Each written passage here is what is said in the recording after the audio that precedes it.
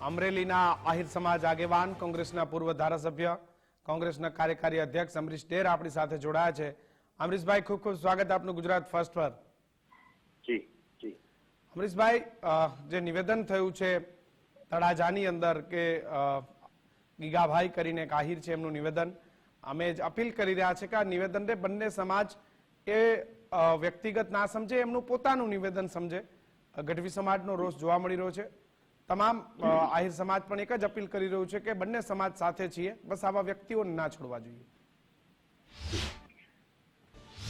હું આપની વાત સાથે એકદમ સહમત છું. અને જો વાત કરું તો તળાજા આહિર સમાજના સમૂહ લગ્નમાં મારે પણ વિશેષ ઉપસ્થિત તરીકે જવાનું હતું, પણ મારા પરિવારમાં એક વડીલની તબિયત સારી ન હતી, એટલા માટે હું એ કાર્યક્રમમાં પહોંચી શક્યો નથી. પણ જે રીતેના સમાચાર જે આવ્યા છે ને જે રીતે સાંભળ્યું છે ને આપને પણ હું જે સાંભળી રહ્યો હતો, તો હું આ બાબતનું એકદમ ખંડન કરું છું. એટલા માટે કે આહિર સમાજ અને ચારણ સમાજના સંબંધો પરંપરાગત રીતે આદિ અનાદિ કાળથી જોડાયેલા છે. અને જે રીતે કહેવાયું છે બહુ જ અઘરી સ્થિતિમાં છે. અને ચારણ સમાજને જેટલું દુઃખ છે, ભારોભાર દુઃખ આહિર સમાજને છે. અને એટલા માટે છે કે આટલા વર્ષોથી પરંપરાગત સંબંધો જે છે એ જળવાણા છે અને સચવાયા પણ છે. એકાદ કિસ્સામાં કોઈને ક્યાંક વ્યક્તિગત રીતે એવું બન્યું હોય તો એને એમની હારે વાતચીત કરી લેવી જોઈએ. પણ આખી વાત આ રીતે જે મુકાય છે એ ખરેખર ખૂબ જ દુઃખદ છે. અને વાત ખાસ કરીને ચારણ આઈ માતાજીની, તો હું એમ કહું છું આજે પણ આહિર સમાજનું એક પણ ઘર કે એક પણ નેહણું એવું ન હોય, માતાજીનો ફોટો ન હોય, માતાજીની પૂજા ન થતી હોય, માતાજીની અર્ચના ન થતી હોય. અને ચારણ સમાજે પણ, માનો કે ચારણ સમાજના સાહિત્યકારો છે, કલા સાધકો છે કે બીજા ત્રીજા રીતે કોઈ જે સંકળાયેલા છે, એને પણ આહિર સમાજને એટલો બધો આદર આપ્યો છે. અને હું તો કહું છું આહિર સમાજને ઘણું બધું આપ્યું છે. એટલે આવી વાત જો ત્યાંથી કહેવાય હોય તો એ વ્યક્તિગત એમને સમજવી જોઈએ, આખા સમાજ ઉપર નહીં. અને છતાં પણ એક આહિર સમાજના આગેવાન તરીકે જો મને જો કોઈ કહેતું હોય તો હું એટલું ચોક્કસ પ્રમાણે કહીશ કે જે કોઈ બોલ્યા છે એના તરફથી અમારે કોઈ જો માફી માંગવાની થતી હોય તો ચોક્કસ પ્રમાણે એમાં ક્ષમા યાચના માંગવા માટે તૈયાર છીએ. પણ વિનંતી કરીએ છીએ ચારણ સમાજના સૌ આગેવાનોને, ગઢવી સમાજના સૌ આગેવાનોને કે આ બાબત જે છે ભારોભાર ખરેખર થયું છે. માત્ર વાત કરવી અને બોલી જવું એવું નહીં, પણ જ્યારથી સાંભળ્યું છે ત્યારથી અમરીશભાઈ, મામા ભાણેજનો નાતો છે, સ્વીકારું છું. મામા ભાણેજનો નાતો છે. આયરો તો એ ચારણો એનું મોસાળ સમજે છે કે ભાઈ એ અમારું મોસાળ છે, મામાના ઘેર જાય એવી લાગણીઓ એ હંમેશા વ્યક્ત કરતા હોય છે. પરંતુ આવી લાગણીઓને બગાડવાનું કામ એ અમુક સામાજિક તત્વો કરે છે.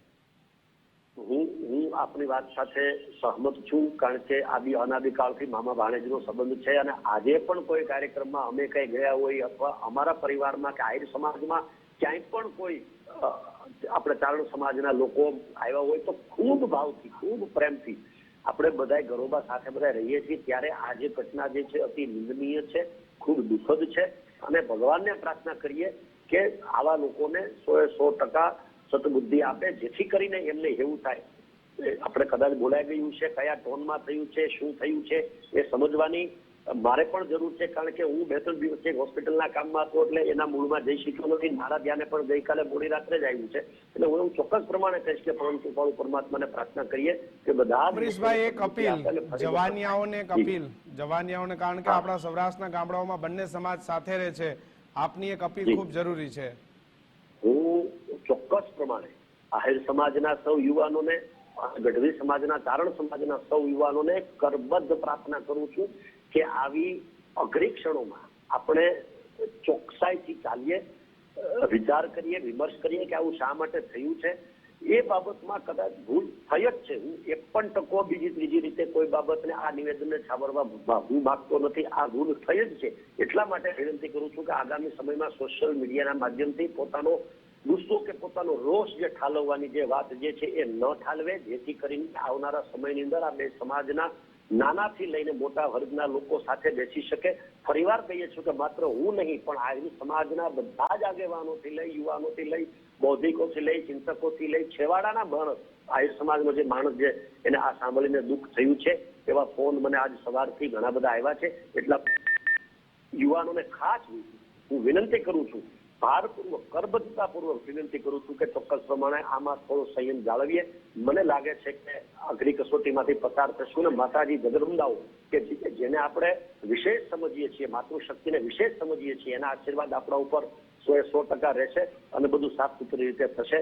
પણ આ થોડાક અંશોમાં એવું આપણે થઈ શકાય કે આ કલંકિત ઘટના છે તો એ તો સ્વીકારવી જ રહી, પણ આગામી સમયની અંદર સર્વે સમાજના લોકો સાથે મળી અને આના નિરાકરણ સુધી જાય એવી હું સર્વે સમાજના વડીલોને, સર્વે સમાજના યુવાનોને, ખાસ કરીને આહિર સમાજ અને ચારણ સમાજના યુવાનોને બે હાથ જોડીને વિનંતી કરું છું અને ક્ષમા યાચના પણ માંગુ છું. અમરીશભાઈ, ખૂબ ખૂબ આભાર. આપણે બંને સમાજ માટે તમે ચિંતા વ્યક્ત કરી.